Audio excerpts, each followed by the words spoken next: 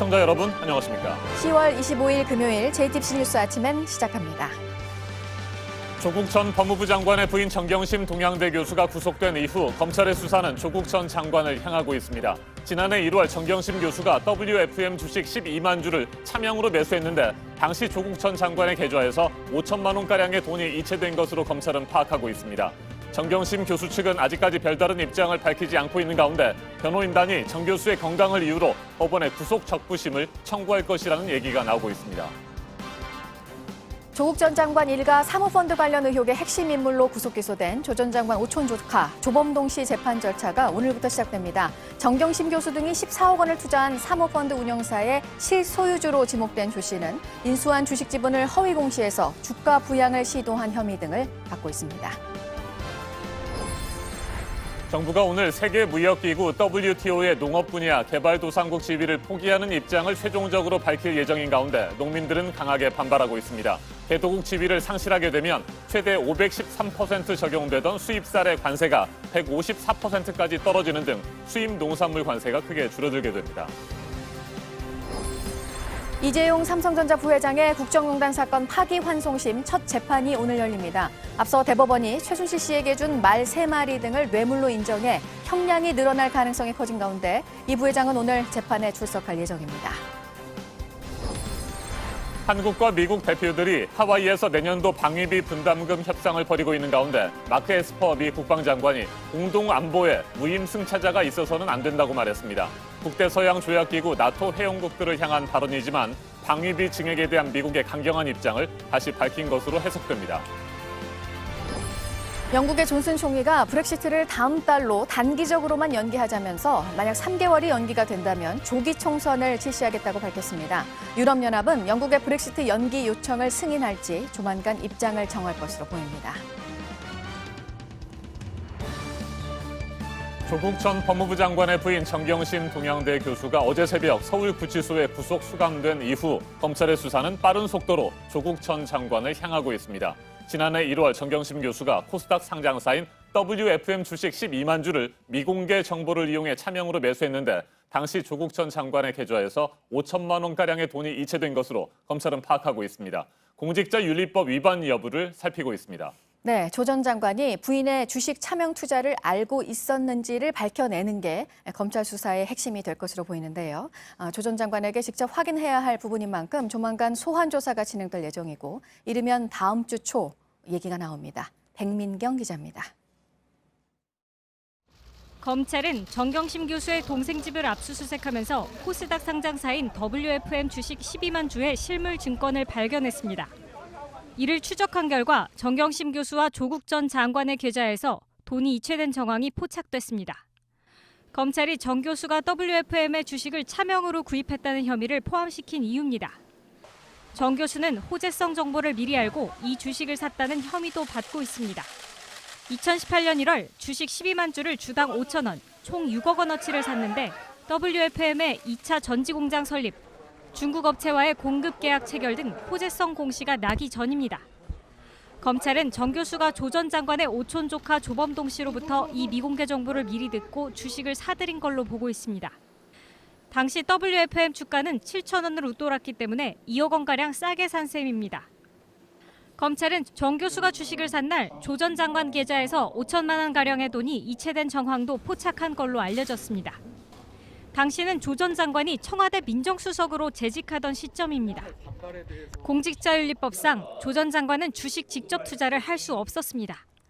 다만 조 전 장관이 정 교수의 투자 사실을 몰랐다면 처벌할 수 없습니다. 이에 따라 검찰 수사는 조 전 장관이 주식 매입 사실을 알고 있었다는 것을 규명하는 데 집중될 수밖에 없습니다. 조 전 장관은 그동안 WFM 주식을 매입한 적이 없다고 해명해왔습니다. JTBC 백민경입니다. 정경심 교수 측은 어제 새벽 구속 이후 아직까지 별다른 입장을 밝히지 않고 있습니다. 다만 변호인단이 정 교수의 건강을 이유로 법원에 구속 적부심을 청구할 것이라는 얘기가 나오고 있습니다. 송우영 기자가 보도합니다. 정경심 교수의 변호인단은 그동안 받고 있는 혐의들이 재판 과정에서 해명될 거라는 입장을 밝혀왔습니다. 정 교수가 구속된 이후에도 법리적으로 다툴 부분이 많아 앞으로 재판에서 진실을 밝히겠다는 입장인 걸로 전해졌습니다. 그동안 불공정한 검찰 수사를 받았지만 재판에서 억울함을 밝힐 기회가 주어지면 많은 부분이 해소될 거라는 겁니다. 수사 과정이 대단히 불공정한 기울어진 저울과 같은 것이었기 때문에 이제 재판 과정만은 철저히 공정한 저울이 정 교수 측은 사모펀드 의혹에 대해서는 조국 전 장관의 오촌 조카 조범동 씨가 불법적인 투자를 하는지 몰랐다는 취지의 변론을 펼칠 계획입니다. 또 검찰이 비공개 정보를 이용했다고 의심하는 것들도 사실상 공개된 정보라 죄가 되지 않는다는 취지의 주장을 할 걸로 보입니다. 표창장은 위조한 사실 자체가 없다며 혐의를 부인 중입니다. 정 교수 변호인단은 또 건강 등을 이유로 구속 적부심 청구를 검토 중인 걸로 알려졌습니다. 구속 적부심은 뇌종양 증상 등 정 교수의 건강 상태 등을 종합적으로 고려해 구속이 합당한지 법원이 다시 판단하는 절차입니다. 한편 조국 전 법무부 장관은 서울구치소를 찾아 정 교수를 10분 정도 면회했습니다. JTBC 송우영입니다. 조국 전 장관 일가가 투자한 사모펀드 의혹의 핵심 인물이죠. 조 전 장관의 오촌 조카 조범동 씨에 대한 재판이 오늘 시작됩니다. 조 씨는 조 전 장관 일가가 14억 원가량을 투자한 사모펀드 운용사의 실소유주로 지목된 바 있습니다. 조 씨의 재판은 어제 구속된 정경심 교수에 대한 검찰 수사에도 영향을 미칠 것으로 보입니다. 유선희 기자가 보도합니다.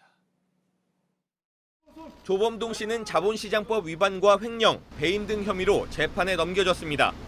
조국 전 법무부 장관 일가가 14억여 원을 투자한 사모펀드의 운용사 코링크 PE의 실소유주로 사채를 써 인수한 주식지분 50억 원을 자기 자본으로 허위 공시한 혐의를 받습니다. 검찰은 조 씨에게 실제 회사에 자금이 들어오지 않았는데도 전환사채 150억 원을 발행한 혐의도 적용했습니다. 거짓으로 투자 자금이 들어온 것처럼 꾸며 주가를 끌어올리려고 했다는 겁니다. 조 씨는 코링크 PE가 투자한 가로등 전멸기 제조업체 웰스 CNT의 대표 등과 함께 회사 돈 수십억 원을 빼돌리는 등 회사 자금 72억 원을 유용한 혐의도 받습니다. 증거인멸 교사 혐의도 있습니다.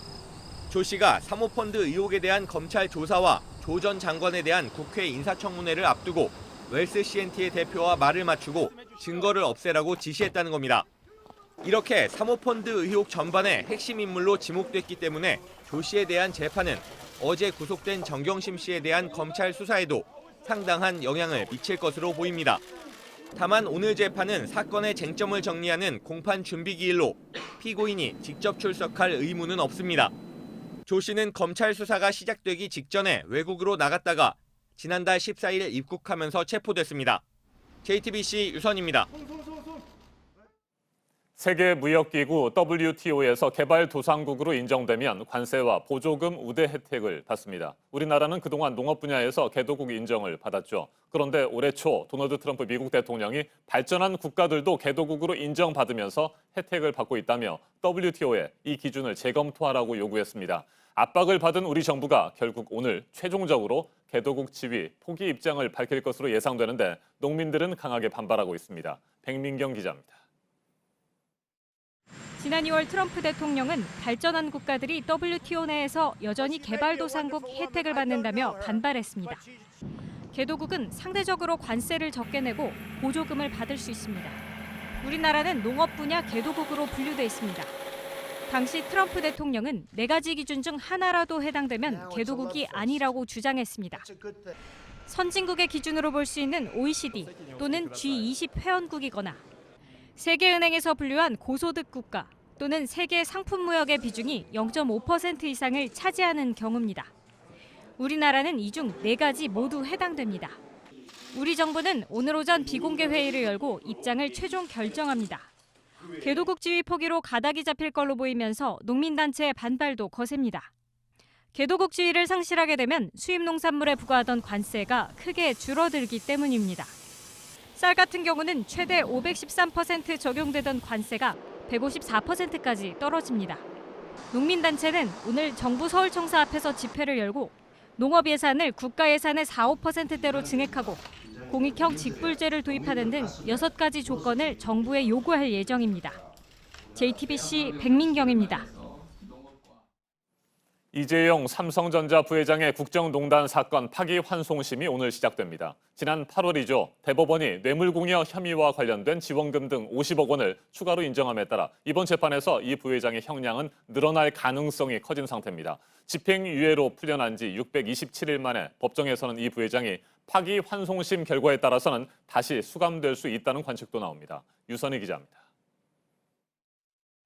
이재용 삼성전자 부회장은 국정농단 사건 당시 박근혜 전 대통령과 최순실 측에 뇌물을 건넨 혐의 등으로 재판에 넘겨졌습니다.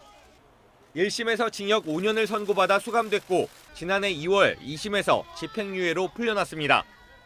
저를 돌아볼 수 있는 정말 소중한 시간이 되었습니다. 앞으로 더 세심하게 살피고. 하지만 지난 8월 대법원 전원합의체는 이 부회장의 뇌물공여 액수를 추가로 인정했습니다. 삼성 측이 최순실 측에 건넨 말 3마리와 동계스포츠 영재센터 지원금 등 50억 원도 뇌물이라는 겁니다. 삼성그룹 차원에서 조직적으로 승계 작업을 진행하였음을 알 수 있습니다. 승계 작업 자체로 대가 관계를 인정할 수 있으므로 2심이 뇌물로 인정한 코어스포츠 용역대금 등을 합치면 이 부회장의 전체 뇌물공여 액수는 86억 원이 됩니다.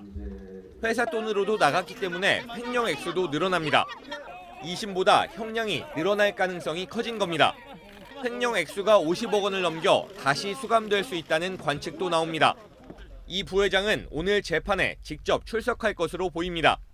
집행유예로 풀려난 지 627일 만에 다시 법정에 서는 겁니다. 이 부회장과 함께 재판을 받고 있는 박상진 전 삼성전자 사장, 장충기 전 삼성 미래전략실 차장 등도 법정에 나올 것으로 보입니다. JTBC 유선입니다. 미국의 에스퍼 국방장관이 공동 안보에 무임 승차는 있을 수 없다는 강도 높은 발언을 했습니다. 나토 회원국들을 향한 말이기는 했는데 지금 미국이 우리나라와는 방위비 분담금 협상을 벌이고 있는 상황이기도 합니다. 박현영 특파원이 전해왔습니다. 마크 에스퍼 미 국방장관이 나토 국방장관 회의에 참석하기 위해 본부가 있는 벨기에 브뤼셀을 방문했습니다. 현지 싱크탱크 연설에서 에스퍼 장관은 공동 안보에 무임 승차는 있을 수 없다고 말했습니다. There can be no free riders to our shared security. Regardless of geographic location, size, or population, all must do their part to help deter war and defend the alliance. 에스퍼 장관은 나토 회원국의 방위비 분담 목표 달성 여부를 일일이 지적했습니다. 회원국이 2024년까지 국내 총 생산의 2%를 국방비로 지출하기로 약속했으나 8개국만 지키고 있고 절반 이상은 진행 중이며 상당수는 기대에 못 미쳤다고 말했습니다. 아직 이행 계획을 세우지 못한 회원국에는 조만간 계획을 마련하라고 촉구했습니다. 비용을 지불하는 만큼 동맹이 굳건해지고 적으로부터의 방어도 가능하다고 했습니다. We are only as strong as the investments we are willing to make towards our common defense. 지난 22일 사우디아라비아 방문에서는 방위비 분담은 다양한 형태가 있다면서 주택이나 군대 주둔, 기지 공공요금 지불 등도 포함된다고 예를 들어 설명했습니다. 에스퍼 장관의 발언은 동맹국이 방위비 분담금을 늘려야 한다는 트럼프 행정부의 기존 입장을 재확인한 겁니다. 눈에 띄는 건 무임승차라는 강도 높은 표현을 사용하고 국가별 분담금 지출 상황을 세세하게 지적하면서 더욱 노골적으로 압박하고 있다는 점입니다. 트럼프 행정부의 한국에 대한 방위비 증액 압박 강도를 짐작할 수 있습니다. 한국과 미국은 방위비 분담금 협정 2차 회의를 오늘까지 하와이에서 진행합니다. 워싱턴에서 JTBC 박현영입니다. 영국이 유럽연합을 떠나는 브렉시트와 관련해서 소식을 연일 전해드리고 있지만 늘 정해진 건 없고 혼란이 이어지고 있다는 소식뿐입니다. 이제 곧 유럽연합이 연기를 해달라는 영국의 요청을 받아들인다면 얼마나 연기를 할지 결정을 하게 되는데요. 존슨 총리는 3개월이 미뤄진다면 조기 총선을 추진하겠다고 했습니다. 하지만 이것도 야당들이 받아들일지는 알 수 없습니다. 이재승 기자입니다. 영국의 유럽연합 탈퇴, 브렉시트가 예정대로 10월 31일 이뤄질 가능성이 낮아진 가운데 보리스 존슨 영국 총리가 다시 한번 조기 총선을 추진할 것이라고 밝혔습니다. 존슨 총리는 현지 시간 24일 제1야당인 노동당의 제러미 코빈 대표에게 서한을 보내 의회에 EU 탈퇴 합의 법안을 검토할 마지막 시간을 주겠다고 했습니다. 그러면서 EU가 브렉시트 연기를 내년 1월 말까지 허용한다면 12월 12일 조기 총선안을 다음 주에 하원 표결에 붙이겠다고 밝혔습니다. 존슨 총리는 지난달에도 조기 총선을 추진했지만 충분한 동의를 확보하지 못했습니다. 조기 총선을 확정하려면 하원의원 3분의 2의 동의가 필요합니다. 존슨 총리는 조기 총선이 이뤄지고 보수당이 과반 의석을 확보한다면 브렉시트 합의안을 비준해 내년 1월 브렉시트를 완수할 것이라고 밝혔습니다.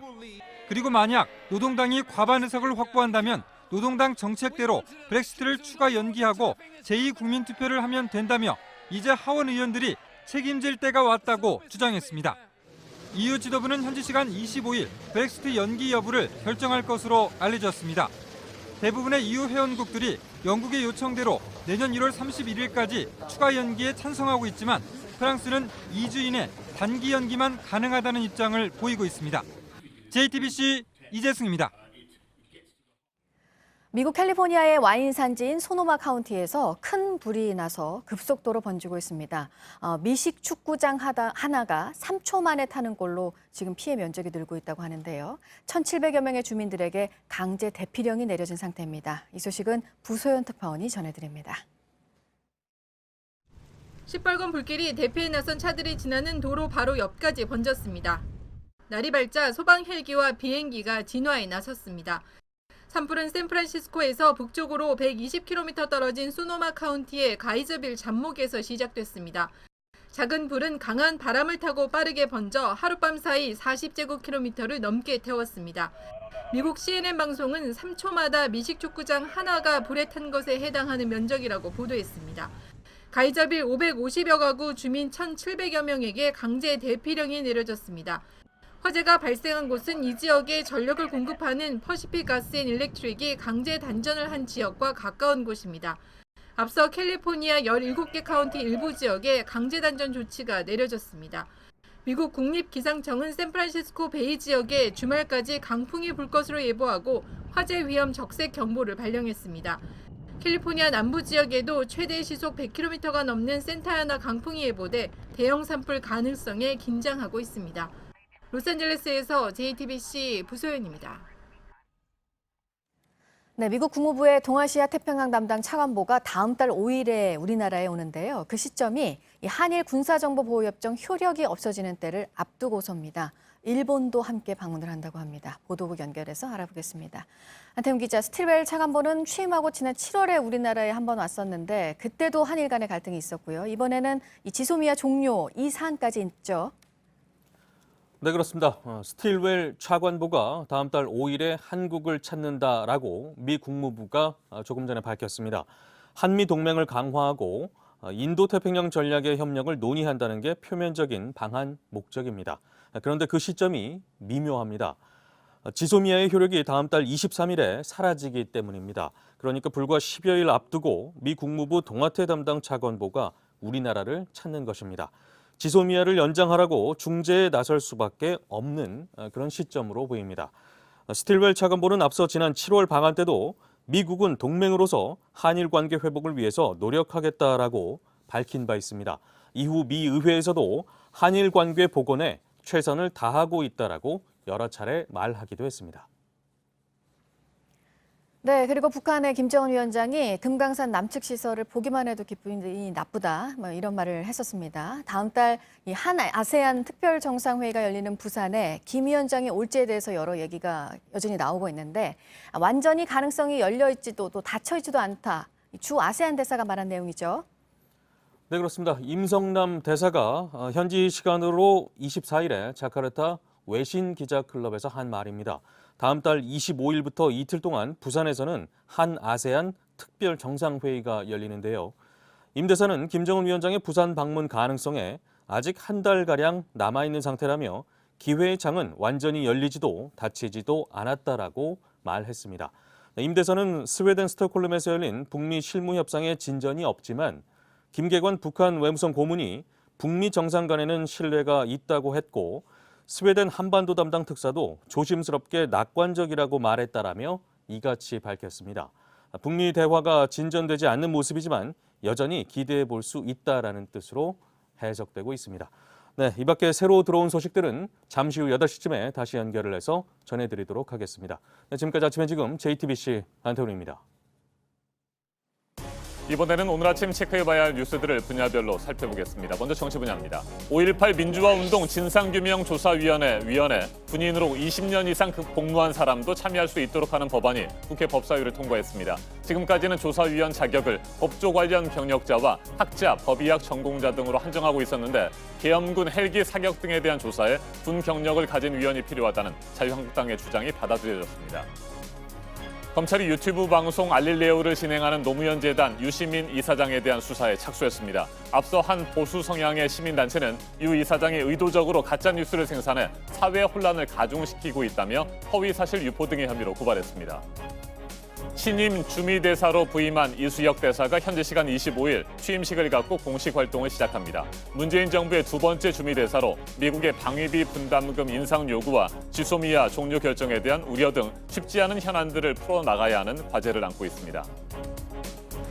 액상형 전자담배에 대해서 앞서 정부가 사용 자제에서 사용 중단으로 수위를 크게 높여서 권고를 한 상황이고 이에 따라 편의점 업계에서 조치가 나왔습니다. 업계에서 처음으로 GS25가 위해성 분석 결과가 나올 때까지 향이 가미된 액상 전자담배 4종을 팔지 않겠다고 했는데요. 다른 편의점들도 영향을 받을 것으로 보입니다. 한국판 블랙프라이데이를 표방한 코리아 세일 페스타가 일주일 뒤에 열립니다. 600여 곳 기업들이 참여를 하고 올해는 온라인 쇼핑 업체 참여도 늘었습니다. 그간 보이콧 움직임을 보였었던 백화점 업계도 이번에는 참여를 하기로 했습니다. 전북 군산을 미래 핵심 산업인 전기차의 중심지로 만들기 위한 군산형 일자리 상생 협약식이 어제 있었습니다. 2022년까지 기업들이 4천억 원가량을 투자해서 1,900여 개의 일자리를 만든다는 계획입니다. 문재인 대통령은 군산이 전기차 메카가 될 것이라고 밝혔습니다. 계속해서 사회 분야 뉴스입니다. 오늘 새벽 0시 20분쯤 상주 영천 고속도로 화산 분기점 부근에서 화물차 2대와 승용차 2대가 잇따라 부딪혔습니다. 승용차 운전자 1명이 숨지고 3명이 다쳐 병원으로 옮겨졌습니다. 경찰이 정확한 사고 경위를 조사하고 있습니다.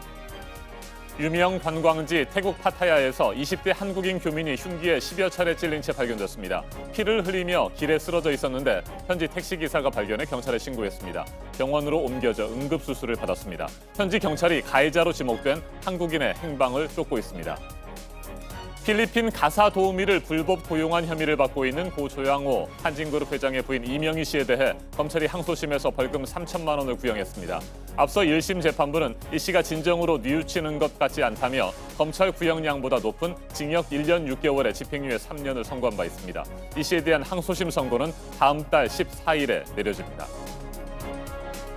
한 나라의 문화와 지식 등을 기반으로 한 영향력을 평가하는 소프트파워 순위에서 우리나라가 지난해보다 한 단계 오른 19위를 했습니다. 영국 업체가 매해 30개 나라를 대상으로 순위를 매기는데 평창올림픽을 성공적으로 개최하고 또 한반도의 평화를 위해 노력한 점 등이 인정을 받았습니다. 그룹 방탄소년단이 다음 달에 열리는 아메리칸 뮤직 어워즈에서 세계 부문 후보에 올랐습니다. 지난해에는 이 시상식에서 페이보릿 소셜 아티스트 상을 받은 바 있습니다. 롯데월드 아쿠아리움이 흰고래 벨루가를 바다로 돌려보냅니다. 수족관의 좁은 수조가 벨루가 서식 환경으로 적절하냐는 논란이 이어졌었는데요. 3마리 가운데 2마리가 폐사를 했고 혼자 남아 있었습니다. 문재인 대통령이 오늘 교육관계장관 회의를 열고 대입 개편에 대해 논의를 합니다. 교육부는 정시 비중을 늘리는 방안을 다음 달쯤 발표할 예정이고 이를 앞두고 부처 장관들이 모여 의견을 나눌 것으로 보입니다. 오늘 국회 사무처 또 국가인권위원회 등을 상대로 한 운영위 국정감사가 열립니다. 국회 사무처에 대해서는 지난 4월 패스트트랙 지정 과정에서의 대응과 관련해서 질의가 이어질 것으로 보입니다. 자신의 성추행 의혹을 보도한 언론사의 명예를 훼손한 혐의 등을 받고 있는 정봉주 전 의원에 대해 1심 선고가 오늘 나옵니다. 앞서 검찰은 무고 혐의에 징역 10개월을, 허위사실 공표 또 명예훼손 혐의에 벌금 200만 원을 구형했습니다. 분야별 뉴스들 체크해드렸습니다. 이어서 기상정보입니다. 전국 대부분 지역에 맑은 하늘 펼쳐져 있습니다. 공기질도 좋음 수준 보이고 있고요. 다만 동해안 지역으로 옅게 비구름이 지나면서 오전까지 비가 오는 곳이 있겠습니다. 양은 5mm 미만으로 많지 않겠지만 초속 10m 안팎의 강한 바람이 불어오겠습니다. 오늘까지는 평년 기온 웃돌겠습니다. 한낮에 서울과 광주가 22도, 대구가 23도까지 오르면서 예년보다 포근하겠습니다.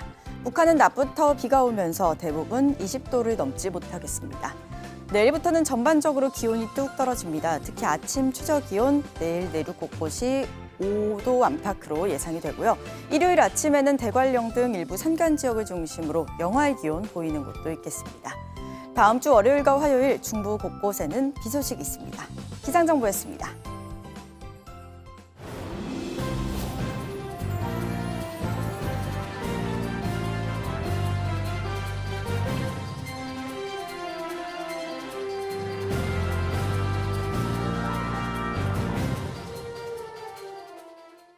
경기도 파주에서 돼지열병에 감염된 멧돼지가 또 확인됐습니다. 인천항에선 중국인 여행객이 들여온 소시지에서 돼지열병 바이러스가 나왔습니다. 농가에선 더 퍼지지 않고 있지만 안심할 수 없는 상황입니다. 정재우 기자입니다. 지난 16일 인천항으로 중국인 여행객이 갖고 들어온 소시지에서 돼지열병 바이러스가 발견됐습니다. 이런 식으로 검역 과정에서 돼지열병 바이러스가 발견된 게 올해만 17번째입니다. 중국산 햄이나 소시지 같은 가공식품은 아프리카 돼지열병이 들어오는 경로로 꼽힙니다. 올해 7만 4천 건이 넘는 축산물이 검역 과정에서 적발됐는데 돼지고기 가공식품만 4만 건이 넘었습니다. 검역 전용 엑스레이 모니터는 제주와 인천공항 이렇게 두 곳밖에 없습니다. 경기도 파주 민통선 안에선 돼지열병에 감염된 멧돼지가 또 발견됐습니다. 확진 판정을 받은 멧돼지는 14마리가 됐습니다. 파주에서 발견된 건 두 번째입니다. 아프리카 돼지열병이 가라앉지 않으면서 부담도 커지고 있습니다. 전국에서 운영하는 농가 초소는 1,400여 곳, 하루 투입되는 인력만 7,300명이 넘습니다. 지역마다 지금까지 30억 가까운 비용이 들었는데 지자체의 재난기금은 거의 바닥이 났습니다. JTBC 정재우입니다.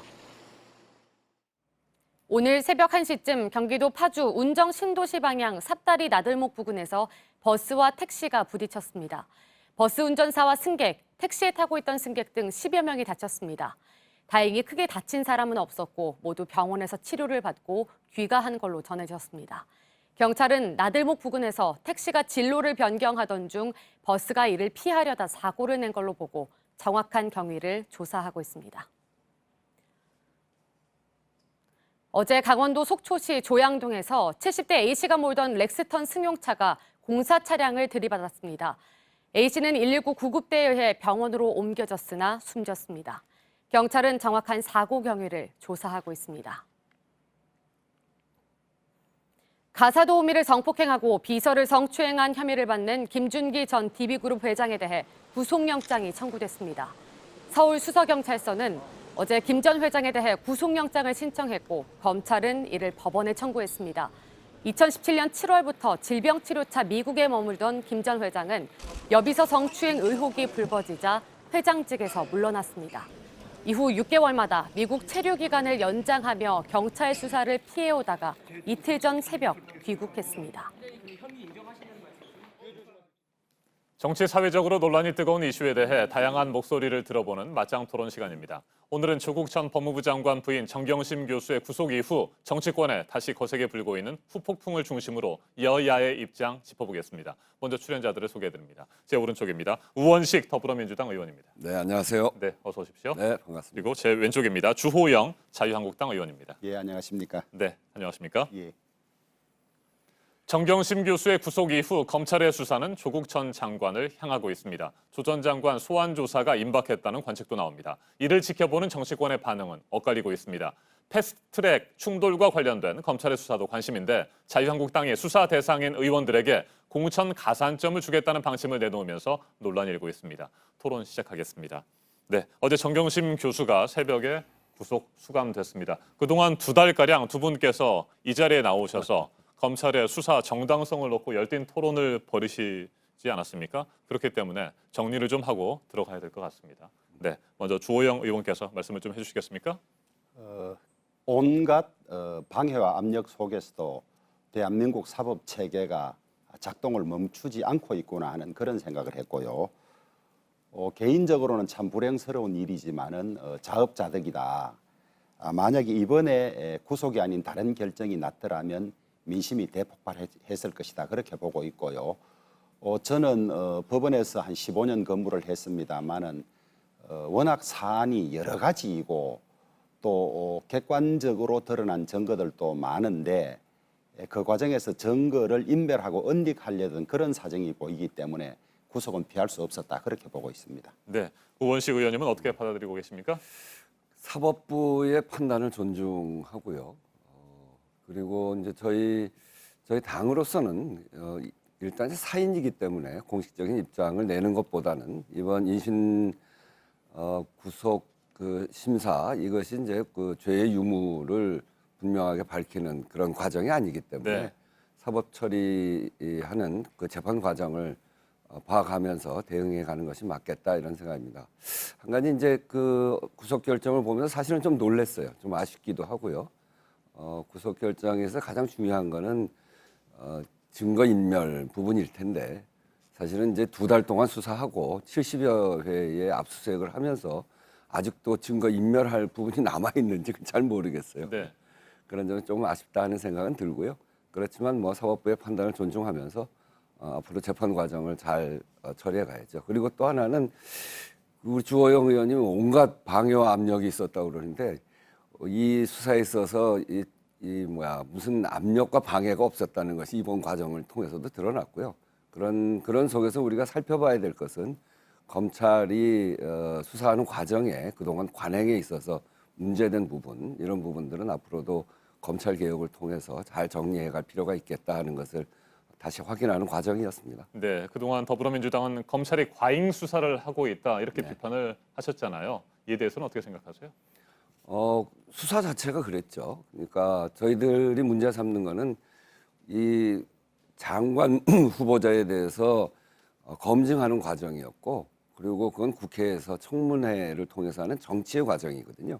그런데 이제 청문회를 합의한 날 압수수색에 들어가고 또 청문회 한 날 후보의 부인을 기소하고 이렇게 하면서 이게 이제 검찰 수사가 정치의 과정하고 이렇게 엇맞물리면서 굉장히 많은 그 문제 제기가 됐었던 거죠. 이제 그런 점에서 그런 데는 이제 피의 사실 공표가 여러 가지 형태로 검찰발 기사가 굉장히 많이 나오면서 피의 사실 공표에 따른 국민 인식이 사전에 이렇게 막 범죄 행위로 이렇게 조정이 되어지는 그런 것들 때문에 그런 부분, 소위 이제 검찰의 수사 관행 부분에 대해서 요번에 검찰 개혁을 통해서 해야 된다 하는 생각을 갖고 있는 거죠. 네, 주호영 의원님 저는 말씀하십시오. 과잉 수사는 아니었다.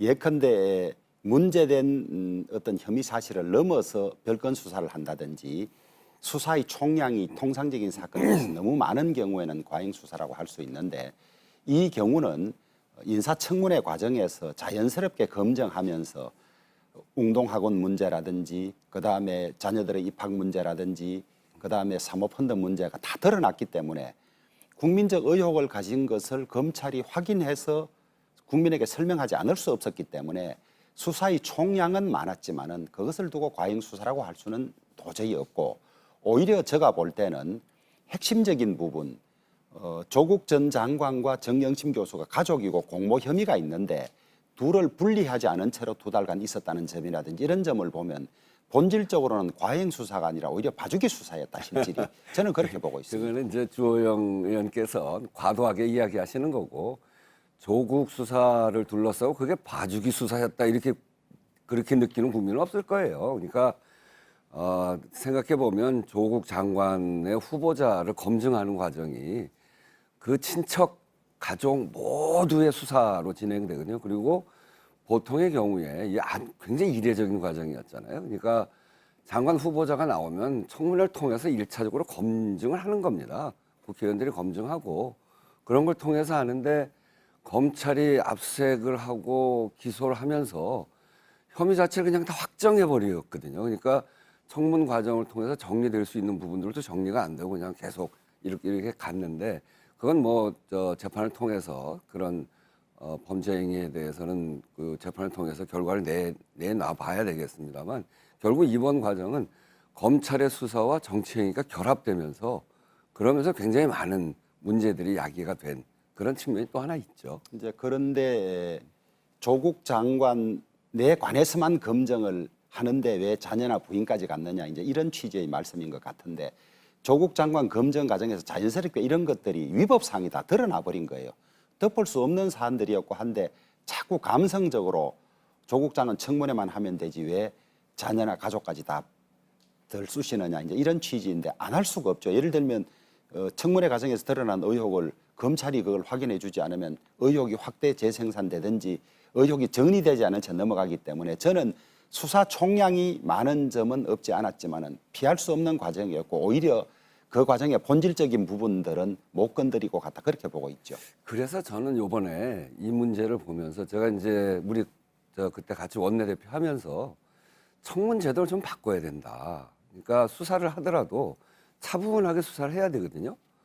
그런데 이게 인사 검증과 수사가 막 결합이 돼가지고 이게 어느 것이 선운지를 잘 모를 정도로 굉장히 그러고 정책 검증은 거의 없어져 버린단 말이에요. 그래서 이런 그 청문 과정에 있어서 이런 수사와 관련되고 개인의 수사 이런 문제들에 대해서는 비공개로 하고 그리고 국회 청문회는 그걸 토대로 해서 정책 검증을 하는 이런 제도가 돼야 되는데 두 개가 다 공개되면서 어느 것이 선우인지도 모를 정도. 지금처럼 하면 장관 후보로 나설 사람이 없을 거예요. 그리고 의혹이 제기되면 검찰이 수사에 들어가고 이러면 누가 나섭니까? 그러니까 국가를 운영해 가는 데 있어서 좋은 사람이 발탁이 되어야 되는데 좋은 사람 발탁하기 너무너무 어려운 시스템이거든요. 그런 점에서 보면 저는 검찰에 대해서도 이번에 이제 한 가지 그 문제를 제기한다면 지금처럼 이렇게 야당이 의혹 제기할 수 있는데요. 의혹 제기를 하는데 청문회를 거치지 않고 수사에 들어가면 의혹만 가지고 수사에 막 들어가는 거거든요. 그러면 누가 장관 후보자로 나올 수 있을까? 그건 앞으로 정권이 만약에 바뀐다고 하더라도 그건 똑같은 문제입니다. 그래서 그때도 그 인사청문 제도를 좀 바꿔서 그렇게 하자고 그때 이제 제가 원내대표 할 때 제기를 해서 국회 운영위원회 인사청문 제도 소위원회 그러니까 소위원회까지 구성을 했는데 결국 못했거든요. 그래서 이번에 야당에서도 이 문제를 보면서 공격만이 아니라 국가가 제대로 굴러갈 수 있도록 하는 시스템을 만드는데 인사청문 제도를 어떻게 할지에 대해서 고민을 좀 해봐야 될 것 같아요. 그렇다면 우원식 의원께서는 인사청문회가 열리기 전인 8월 27일에 압수수색을 시작으로 강제 수사에 들어간 거에 대해서 그 시점에 문제가 있다 이렇게 생각을 하십니까? 네, 저는 그렇게 봅니다. 여전히요? 예, 그렇게 되니까 청문회가 무력화되는 거거든요. 저는 청문회에서 국회의원들이 가진 자료 가지고 이렇게 확인도 하고 해야 되는데 검찰에서 압수수색 들어가면서 그게 이미 다 범죄 혐의가 있다 이렇게 되니까. 조혜영 의원께서는 어떻게 생각하세요? 지금 인사청문회 제도에 문제가 있고 개선돼야 된다는 점에 대해서는 동의를 합니다. 하는데 단 그 전제 조건이 하나 있다.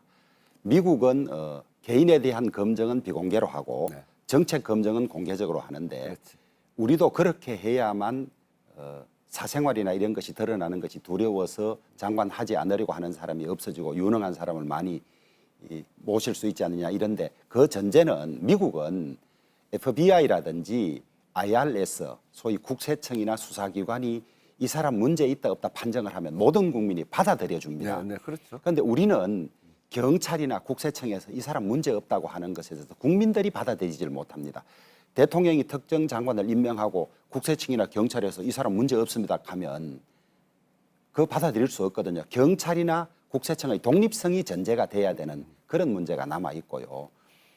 조국 전 장관의 경우는 하필 법무부 장관이었고 그다음에 공소시효 만료하고 엮여 있기 때문에 이런 일이 생겼지 다른 장관 후보자에 대해서는 이런 일이 생기질 않는 것이거든요. 그래서 그런 어떤 우연함, 피할 수 없는 그런 것 때문에 이 사건이 잘못됐고 수사가 정치에 개입했다 이렇게 판단하는 것은 저는 잘못이라고 그게 봅니다. 이제 제 주장이 아니라 우리 서초동에 그 많은 국민들이 모이는 이유가 그거거든요.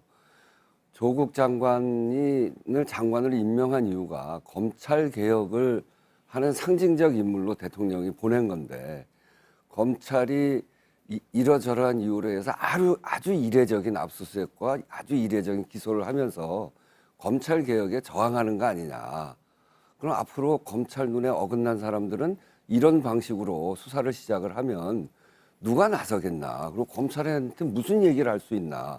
아마 그건 입장을 바꿔놔도 마찬가지일 겁니다. 아니, 저는 그렇게 안 봅니다. 이게 그런 점에서 이번에야말로 인사청문 제도를 바꿔서 지금 이제 검찰, 경찰, 국세청 이런 부분에 신뢰가 떨어진다고 하는데 그건 우리가 만들어가면 되는 일이거든요.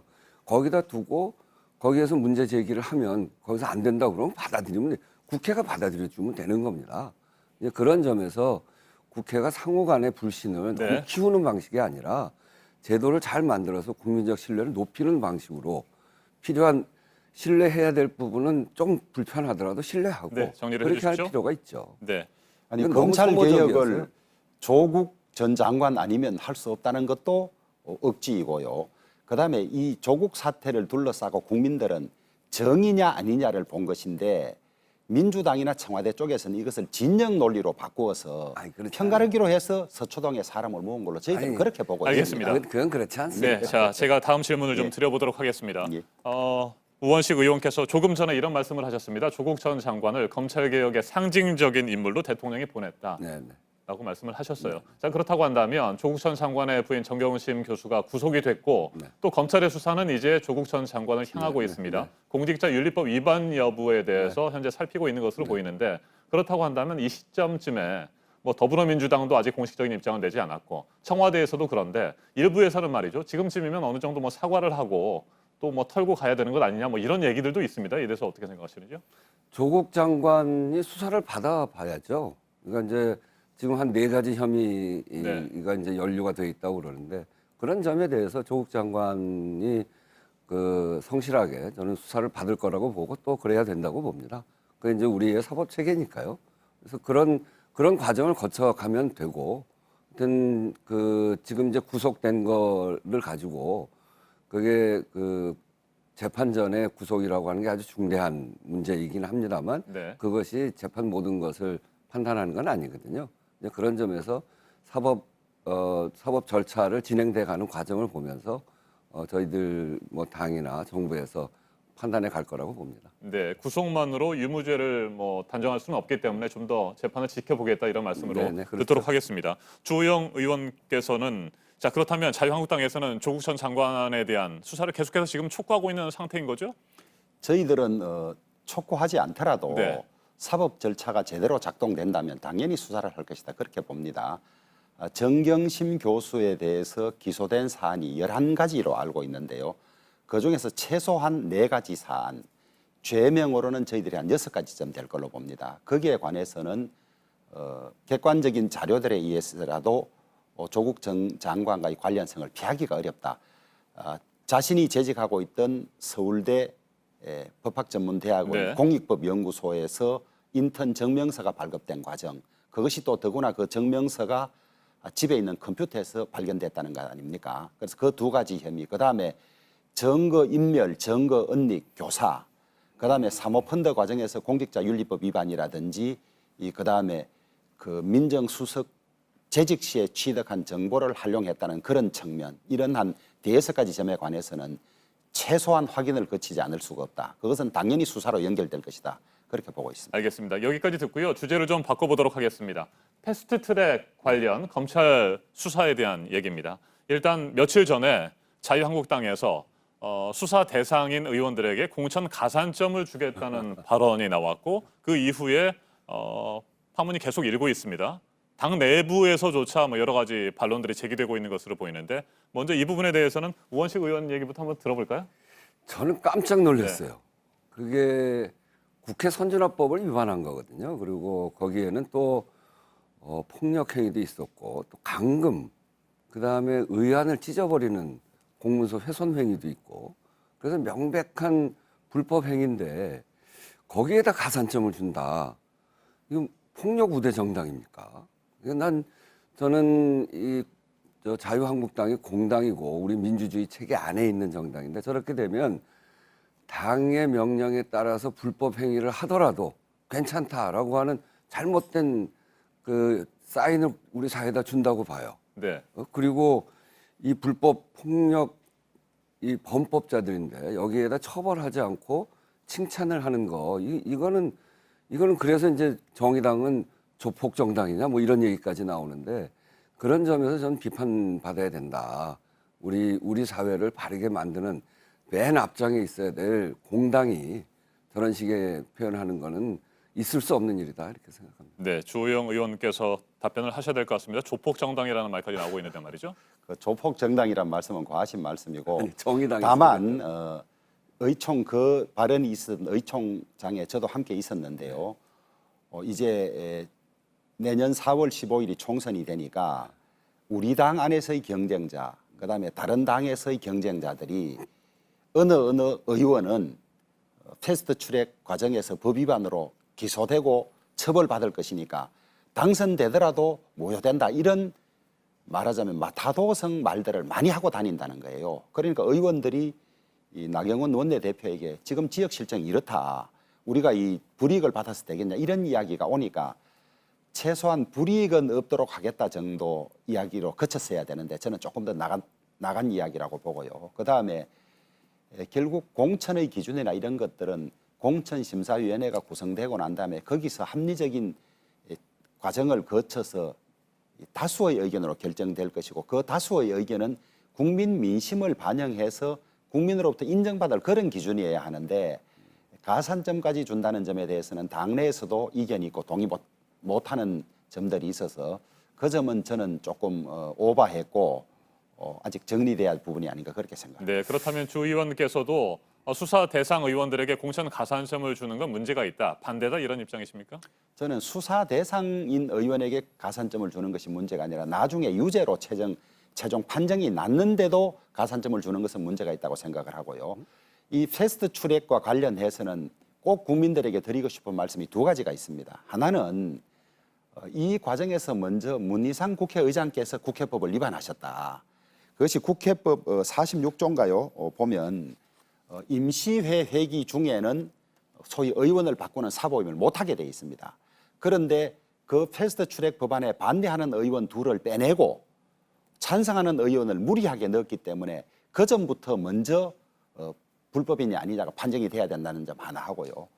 그다음에 이 패스트 트랙과 관련해서 이 국회위원회를 운영함에 있어서는 반드시 교섭단체 간사 간의 협의를 거쳐야 하는데 이 회의 소집 자체를 자유한국당 간사에게 알리지도 않은 채 했습니다. 네. 그러니까 선행으로 두 가지 불법이 있었기 때문에 이 불법을 막기 위해서 부득이한 조치였다. 그런데 이 앞에 두 가지 과정을 생략해버린 채 막았으니까 국회법 위반 아니냐. 이것은 억울하기도 하고 잘못된 것이다. 그래서 먼저 문희상 국회의장이나 이 회의를 일방적으로 진행한 민주당의 위원장 간사부터 수사를 받고 나서 수사에 응하겠다. 이것이 기본 입장입니다. 그 46조는요, 국회법 46조는 말씀하신 대로 그렇게 되어 있습니다. 근데 단서 하나 붙어 있어요.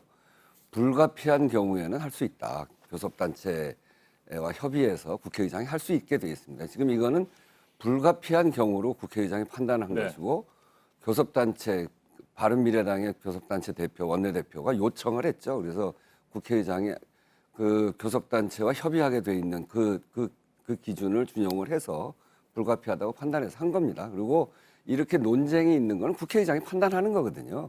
그런 점에서 이거를 불법이다 이렇게 이야기하는 거는 과도한 이야기고요. 그리고 교섭단체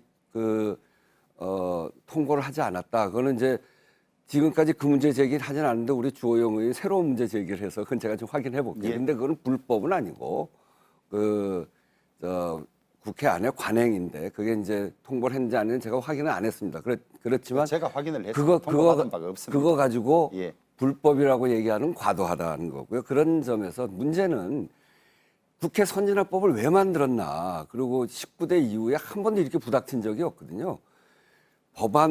법안을 만드는데 야당에게 굉장히 큰 권한을 줬습니다. 그래서 야당이 막으면 법안을 함부로 통과시키지 못하게 돼 있는 겁니다. 그 대신 패스트 트랙을 만들었고 패스트 트랙으로 진행되는 걸 막으려면 필리버스터라고 하는 또 네. 국회 합법적인 제도가 있어요. 의원님 발언 양이 좀 많아서 제가 발언을 조금만 더. 예. 그래서 그런 합법적인 제도가 있음에도 불구하고 몸으로 막을 경우에, 그래서 의사 진행을 방해할 경우에 더더군다나 강금을 이럴 경우에는 처벌하게 법이 딱 정해져 있습니다. 알겠습니다. 거기까지 듣고요. 주호영 의원의 그다음에 한 가지 얘기 더 들어보도록 지적하고 싶은 점은 지금까지 어느 의원이 소신을 가지고 위원회 활동을 하는데 당론에 맞지 않든지 당 지도부 생각과 다르면 그 사람을 빼내버립니다. 사보임으로. 이것은 문제다. 그래서 본인의 동의 없이 사보임이 안 되는 쪽으로 운영을 해왔습니다. 그런 결정이 있어요. 그런데 이건 본인들이 강력히 반대하는데도 불구하고 그 사람을 빼내버리고 마음에 맞는 사람으로 바꾸어 넣는, 말하자면 헌법기관인 국회의원 개개인을 짓밟는 결정을 교섭단체에서도 하고 그것을 국회의장이 동의한 이런 아주 의회 민주정치의 차원에서 보면 후퇴한 아주 못된 짓을 해놓은 거예요. 사실은 그런 것들이 겹쳐서 한 3가지 정도의 문제를 미리 이야기한 겁니다. 사보임 안 되는데 했고 불가피하지 않은데도 불가피하다고 판단을 했고 본인의 동의가 없음에도 불구하고 강제로 사보임을 했고 그다음에 회의 자체를 알리지도 않았고 이런데 그러면 야당이 보고 앉아서 당신들 멋대로 통과시키고 하고 알겠습니다. 손 놓고 기다려야 여기까지 듣도록 하고요. 자, 주호영 의원님. 국정감사도 이제 거의 마무리되고 있습니다. 뭐 다음 달 초까지 조금 이어지긴 합니다만 자유한국당 의원들 여전히 소환조사에 응하지 않을 생각입니까? 아니 저는 모르겠습니다만은 나경원 원내대표가 이 테스트 출액 과정에서 저지를 주도를 했고 정기국회 중에는 또 국정감사 중에는 조사받으러 가지 않겠다. 그러면 국정감사도 다 흐트러지고 활동이 그러니까. 근데 공식적으로 국정감사가 끝나면 나부터 조사를 받겠다고 이야기를 했습니다. 그래 국정감사가 곧 끝나게 되니까 나경원 대표가 아마 조사 받을 테고 그러고 난 뒤에 저는 조사를 끝내 거부하기는 쉽지 않을 것 아니냐. 정기국회가 국정감사가 끝나든 정기국회가 끝나고 나면 의원들이 법적 절차에는 응하리라고 그렇게 판단을 하고 있습니다. 네, 자 이제 토론을 마무리할 시간이고요. 짧게 저희가 한 30초씩 시간을 드리겠습니다. 좀 시간을 더 드리고는 싶은데 오늘은 그렇게 여유가 없는 것 같습니다. 고위공직자범죄수사처 설치와 관련된 얘기요. 그 설치 법안을 이르면 오는 29일부터라도 본회의에 상정해서 처리할 계획이었는데 사실상 무산된 것 같습니다. 어떻게 아니 보십니까? 원래 계획이 그때부터 가능한 거고요. 그때부터 가능한데 결국 이제 저희가 과반이 넘는 정당이 아닙니다. 그렇기 때문에 통과시키려면 과반은 넘겨야 되기 때문에 함께 패스트트랙에 올렸던 나머지 자유한국당을 제외한 나머지 정당들과 협의를 해서 날짜를 정해야 되는 거죠. 그런 점에서 선거법하고 같이 처리하자라고 하는 의견이 많기 때문에 그 당들과 조율을 통해서 날짜를 정하고 하게 될 겁니다. 공수처 설치 법안을 다른 사법개혁 법안에 앞서서 처리한다는 것은 이제 뭐 그럼 사실상 불가능하다고 봐야 됩니까? 그러니까 우리 혼자서 하는 게 아니고 다른 당하고 협의해서 하는 거기 때문에 저희는 지금이 가장 좋은 검찰개혁의 시기다 이렇게 보기 때문에 빨리 하고 싶은 마음은 굴뚝인데 저희 혼자 할 수 있는 게 아니기 때문에 다른 정당하고 협의해야죠. 알겠습니다. 주호영 의원님. 자유한국당은 고위공직자범죄수사처 역시 뭐 20대 국회에서는 절대 안 된다 이런 입장 고수하고 계십니까? 그렇습니다. 공수처법은 오늘 아침 조간신문에도 원로 헌법학자가 기고를 하셨지만은 위헌이다. 저도 위헌의 항목이 서너 가지 이상 된다고 판단을 하고 있습니다. 그다음에 이 공수처법만 바꾸고 나머지 이 검찰청법이나 형사소송법이나 군사법원법이나 정부조직법이나 일체 개정안도 내지 않고 있습니다. 역대 이런 일이 없습니다. 중요한 법 하나 바꾸면 관련된 법을 같이 정비해야 되는데 그것도 아닌 채 하고 있는 점 하나 하고 그다음에 입법조사처에서 법사위 자구심사를 거쳐야 되는지 의견을 물으니 입법조사처 자문교수 9분에게 의견을 구했습니다. 민주당처럼 빨리 할 수 있다.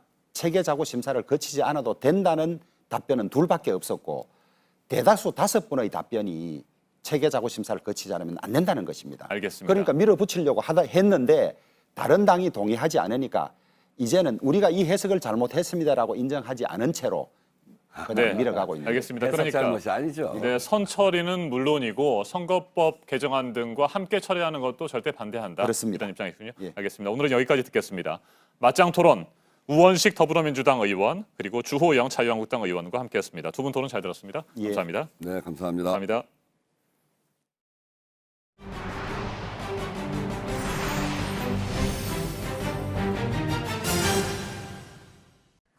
액상형 전자담배에 대해서 아직 위해성 분석 결과가 정확히는 나오지 않았지만 미국에서는 폐 손상으로 인한 사망자도 나왔고 피우지 말 것을 정부가 강력하게 권고하고 있는 상황인데요.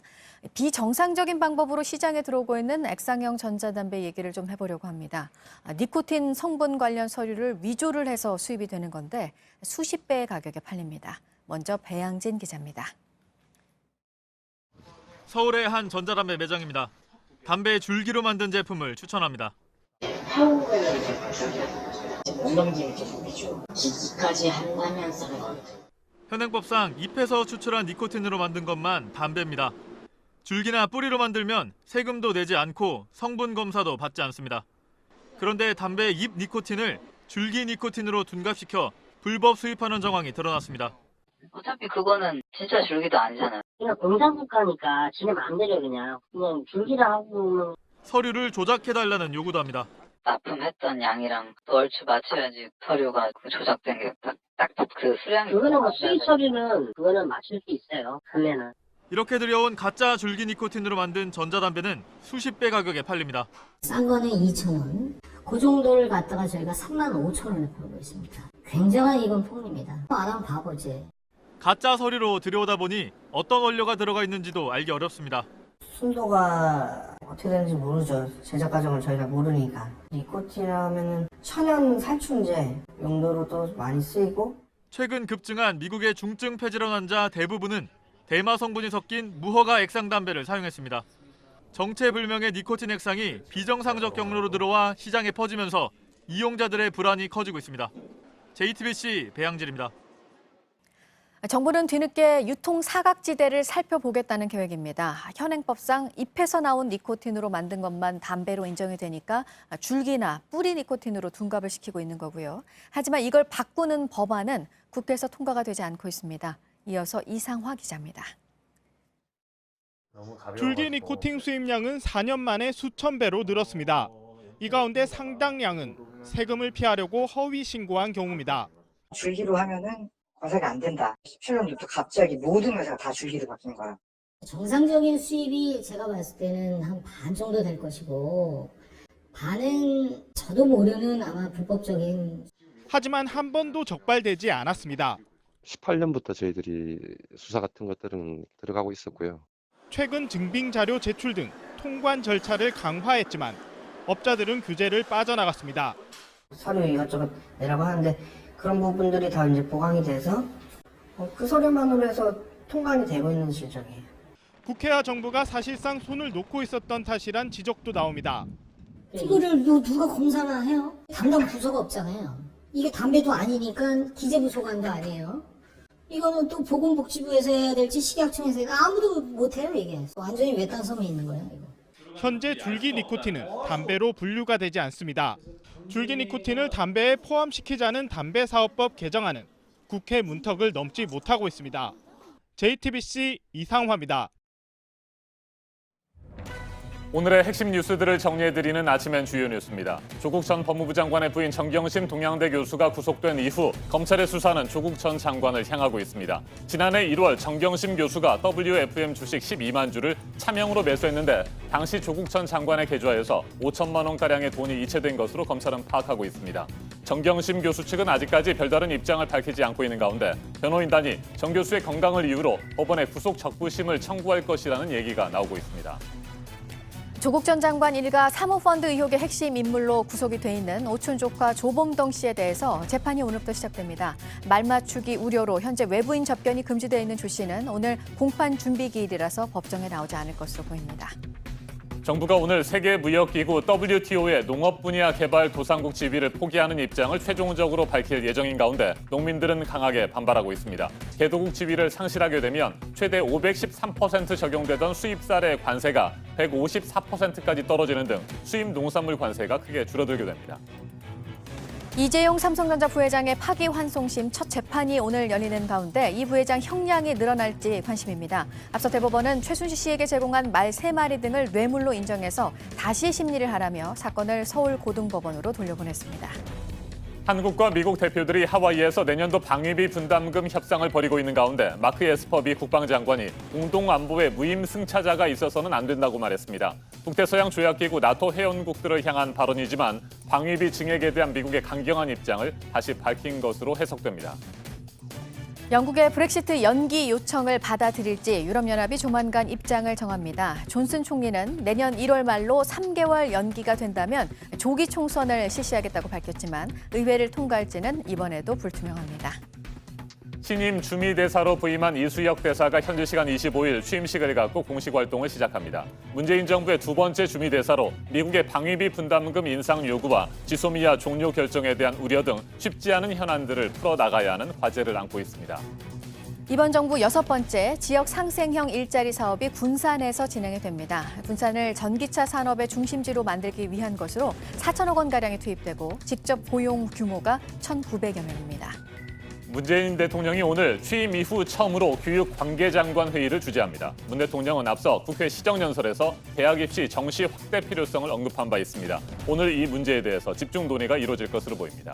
지금까지 아침엔 주요 뉴스 정리해드렸습니다.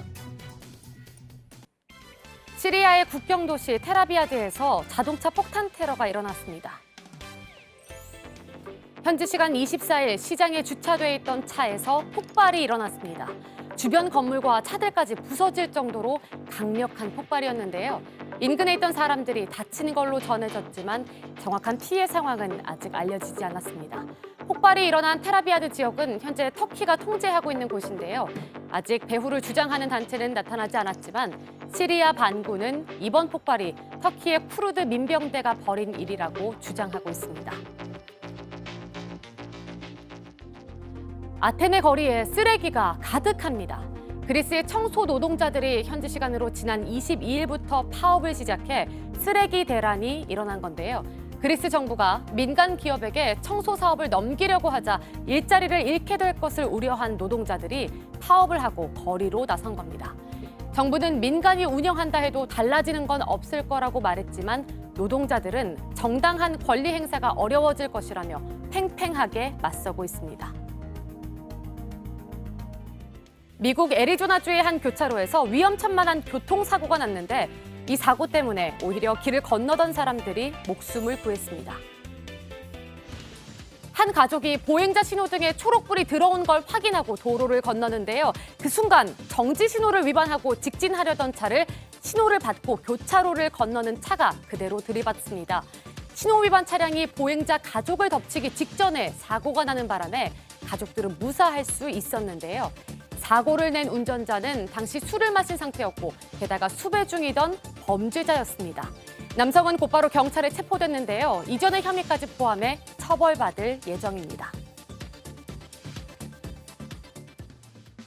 남아프리카 공화국의 한 예술가가 만든 이 작품의 재료는 커피 가루입니다. 가로 세로 5m 정도 크기로 커피 가루로 그린 가장 큰 그림으로 기네스북에도 올랐습니다. 독특한 재료로 작품을 만드는 이 남성은 평소엔 주로 소금을 사용해 그림을 그린다고 하는데요. 세계 곳곳을 여행하며 더 큰 작품을 만들어 보고 싶다고 합니다.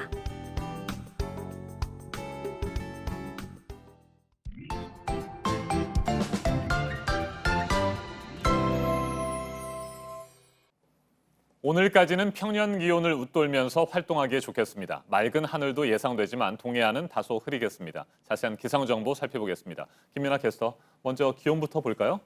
네, 말씀하셨듯이 오늘까지는 기온이 비교적 높습니다. 현재 출근길 기온은 서울과 인천, 청주가 14도, 강릉 15도, 대구는 16도, 창원과 부산은 17도를 가리키면서 평년 수준을 5도가량 웃돌고 있고요. 네. 낮에도 서울과 대전, 전주와 광주가 22도, 대구는 23도, 창원과 부산은 24도까지 오르면서 예년보다 포근하겠습니다. 하지만 내일부터는 찬 공기가 유입되고요. 바람도 차차 강해지면서 전국적으로 기온이 뚝 떨어집니다. 특히 내일 아침 최저 기온 곳곳 5도 안팎까지 떨어지겠고요. 일요일 아침에는 일부 산간 지역 중심으로 이렇게 영하권으로 떨어지는 곳도 있겠습니다. 기온 하락폭이 상당하기 때문에 감기 걸리지 않도록 유의하셔야겠습니다. 네, 기온이 이렇게 떨어지면 추울 것 같아요. 네, 이제는 뭐 춥다고 네. 말해도 될 것 같고요. 뭐 늦가을에 접어든다고 보셔도 좋을 것 같습니다. 알겠습니다. 지금 동해안에는 비가 내리고 있습니까? 네, 그렇습니다. 지금 위성 영상 보시면 전국에 맑은 하늘 펼쳐져 있는데요. 다만 동해안 지역으로 비구름이 옅게 지나면서 가끔 비가 오는 곳이 있습니다. 오전까지 곳곳에 이어지다 모두 개겠는데요. 양은 5mm 미만으로 적겠고요. 다만 바람이 초속 10m 안팎으로 강해서 시설물 관리 잘해주셔야겠습니다. 내일은 서해안을 중심으로 바람이 강하게 불어오겠습니다. 네, 주말이 지나고 다음 주 초에 또 비 소식이 있습니까? 네, 그렇습니다. 다음 주 월요일과 화요일 이제 기압골의 영향을 받겠는데요. 월요일엔 수도권과 강원 영서에, 화요일엔 중부지방을 중심으로 비 소식 들어 있습니다. 알겠습니다. 기상 정보 잘 들었습니다. 김민아 캐스터 수고했습니다.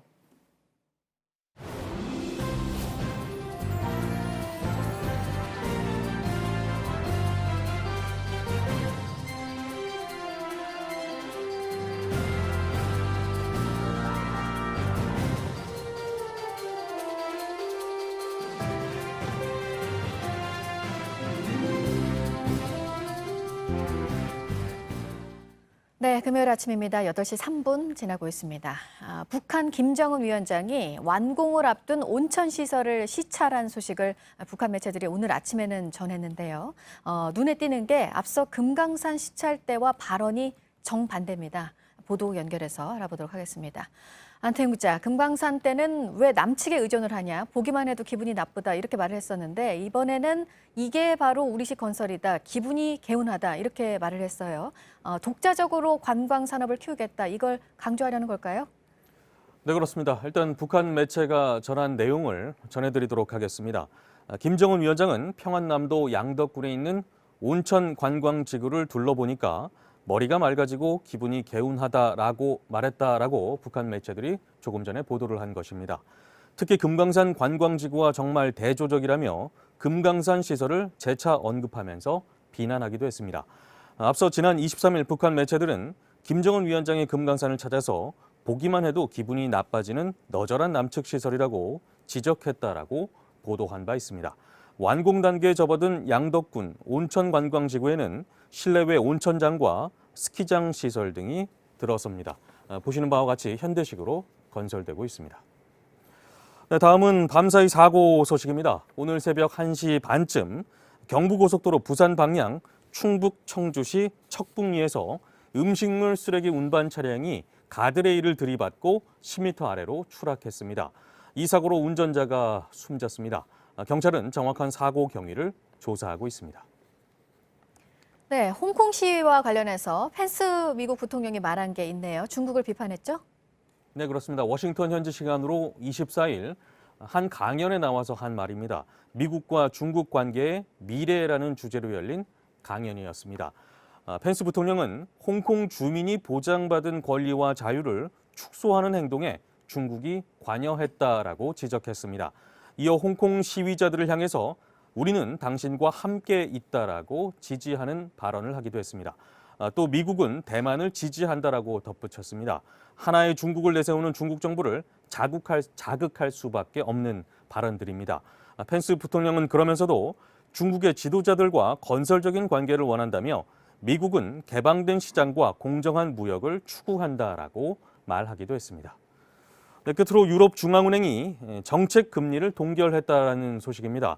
유럽중앙은행은 베를린 현지 시간으로 24일 기준 금리를 현행 0%로 유지한다라고 밝혔습니다. 그러면서 인플레이션 목표치인 2%에 근접할 때까지 금리를 현행 수준이나 더 낮은 수준으로 지킬 것이다라고 덧붙이기도 했습니다. 당분간 완화적인 통화정책 기조를 유지할 것으로 보입니다. 네, 지금까지 아침엔 지금 JTBC 안태훈입니다. 이낙연 국무총리가 어제 도쿄에서 아베 신조 일본 총리를 만났습니다. 21분 동안 이야기를 나눴습니다. 이 총리와 아베 총리는 한일 양국 관계를 회복하는 것이 중요하다는 점에 공감했습니다. 하지만 강제징용 피해자 보상 문제 등에 대해서는 여전히 큰 의견 차를 다시 드러냈습니다. 하종문 한신대 일본학과 교수 자리에 함께했습니다. 어서 오십시오. 안녕하세요. 네, 교수님. 이낙연 총리가 아베 총리를 만난다고 해서 많이들 기대를 했습니다. 네. 꽉 막힌 한일 관계에 해법을 찾을 수 있을지 없을지 이런 부분에 대해서 궁금했는데 어떻게 보셨어요? 네, 저는 말씀하신 대로 해법의 부분은 조금은 지금까지의 경색 국면이 워낙 강하고 길었기 때문에 네. 저는 해법을 찾는 것도 시간이 그만큼 걸릴 거라고 생각이 되고요.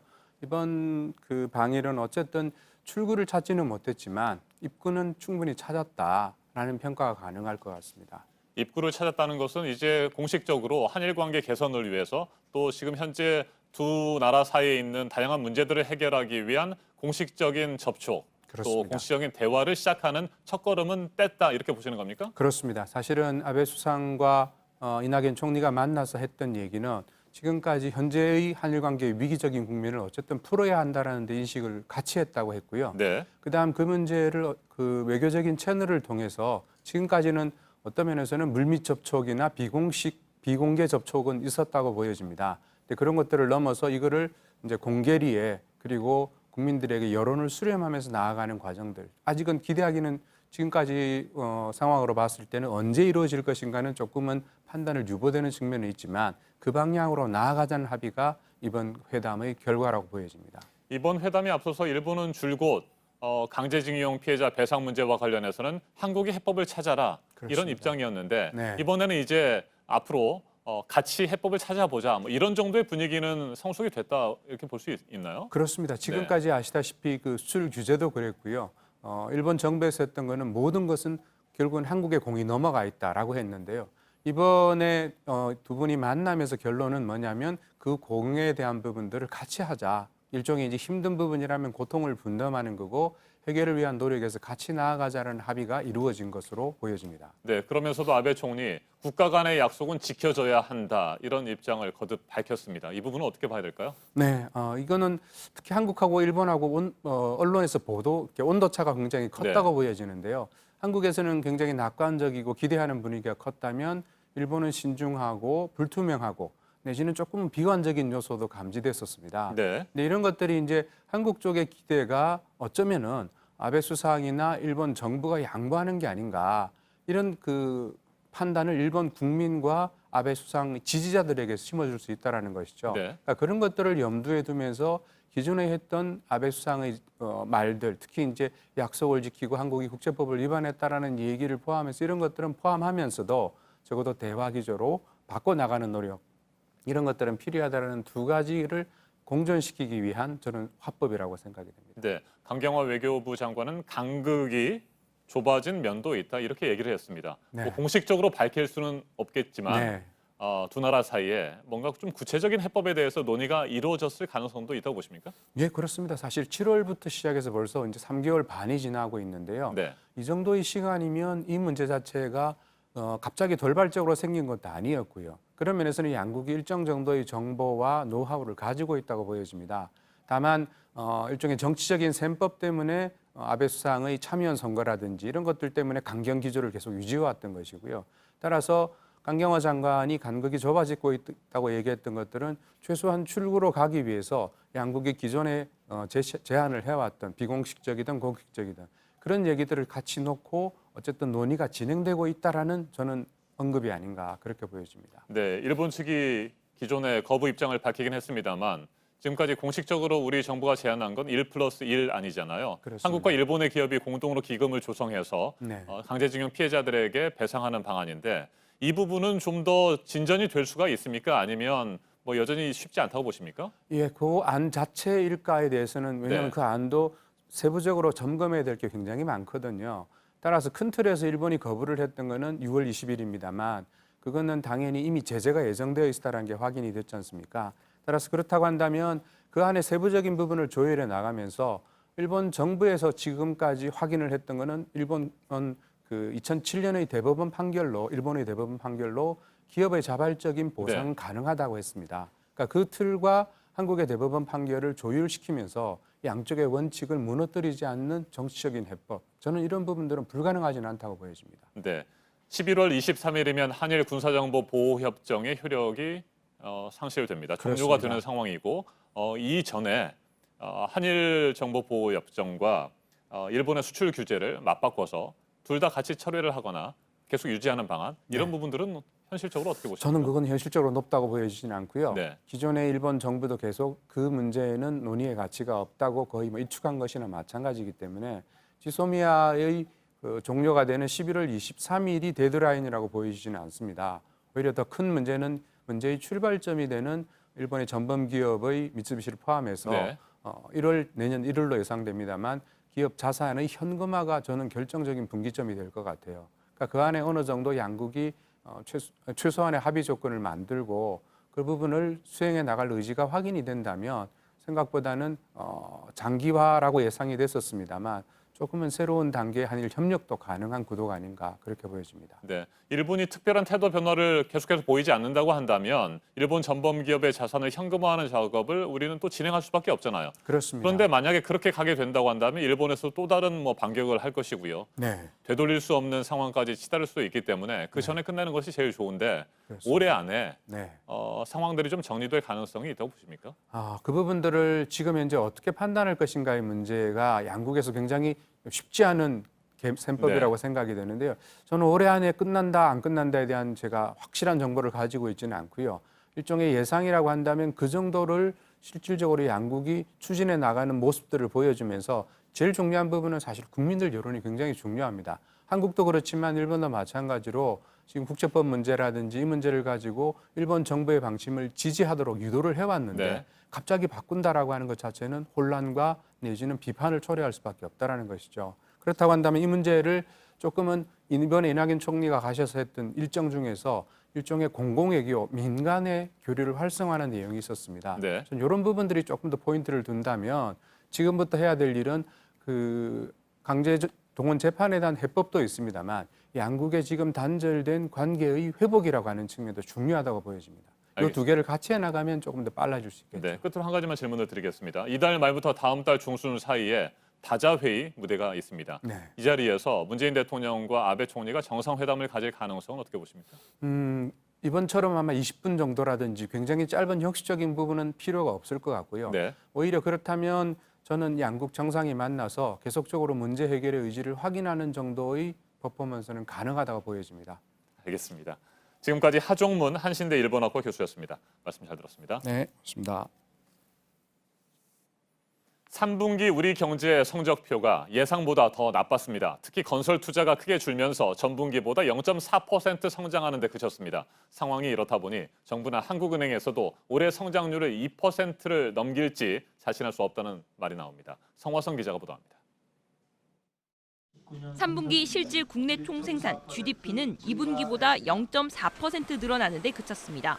1분기 마이너스 성장 이후 2분기 1%로 반등했지만 성장세가 다시 꺾인 겁니다. 수출 감소세는 진정됐지만 이번엔 내수, 특히 투자가 문제였습니다. 아파트 건설과 토목공사가 줄면서 건설 투자는 마이너스 5.2%로 뒷걸음질 쳤습니다. 산업 구조 조정의 파장이 이어지며 설비 투자도 0.5% 늘어나는 데 그쳤습니다. 민간 소비는 0.1% 증가에 머물렀습니다.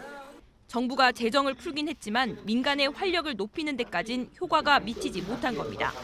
민간의 성장 궤도가 조금은 살아났지만은 기대에 못 미쳤던 것 같습니다. 그리고 정부 부분에서 열심히 했지만은 그 빈 간극을 채우기에는 좀 부족했던 것. 예상보다 부진한 3분기 성적표에 올해 전체 성장률이 1%대로 떨어질 수 있다는 우려도 커졌습니다. 2%의 턱걸이 하려면 4분기에 1% 이상 성장해야 하지만 정부나 한국은행 모두 쉽지는 않다고 보고 있습니다. 2%가 현재로서 물론 쉽지는 않겠지만 여러 가지 변수가 있어서 한번 4, 4분기는 지켜보겠습니다. JTBC 성화선입니다.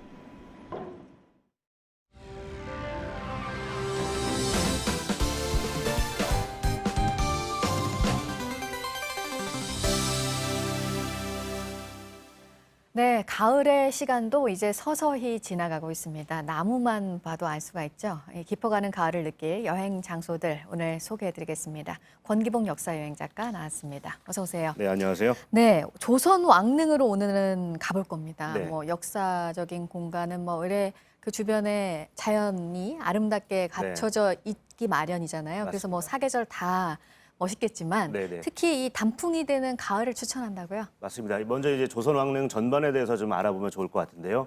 전국의 그 조선 왕릉과 이 조선 왕조와 관련한 무덤이 총 119기 정도가 있습니다. 네. 그중에서도 왕과 왕비의 무덤이 한 42기가 있는데 북한 개성에 있는 2기를 제외한 40기가 10년 전이죠. 벌써 2009년에 유네스코 세계유산에 등재가 됐습니다.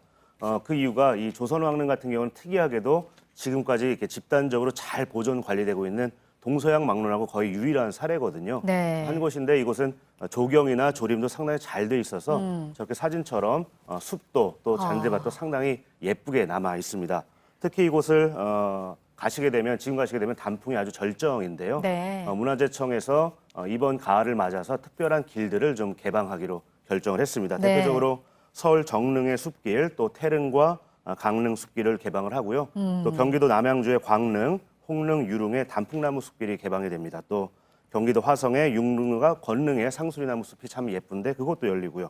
또 고향의 서호릉 서나무 숲길 등도 이번에 가을 명소로 좀 추천을 드립니다. 네. 가을에만 이곳이 특별히 개방이 되는 건가요? 일부는 원래부터 상시 개방되는 곳도 있고요. 이번에 네. 특별 개방되는 곳도 있습니다. 네. 한 곳씩 그럼 가보도록 하겠습니다. 윤건릉, 수원 화성에 있어요. 어떤 네. 곳이에요? 육릉과 권릉을 합쳐서 이제 윤건릉이라고 흔히 부르는데요. 네. 우리가 알고 있는 정조 그리고 그의 아버지인 사도세자의 무덤입니다. 이곳에 가시게 되면 지금은 이제 경기도 화성에 속해 있는 곳인데 옛 수원 이제 도후부 자리거든요. 먼저 이제 윤건능 역사 문화관에 닿게 되는데 조선 왕릉 전반에 대해서 어떻게 이걸 만들고 운영했는지에 대해서 다양한 미디어를 통해서 보실 수가 있고요. 들어가게 되면 이제 처음에는 건능을 먼저 가시기를 추천해 드립니다. 건능은 네, 건능 먼저. 예, 정조의 이제 무덤이고요. 정조와 그의 비인 효유왕과 같이 묻혀져 있는 합장묘입니다.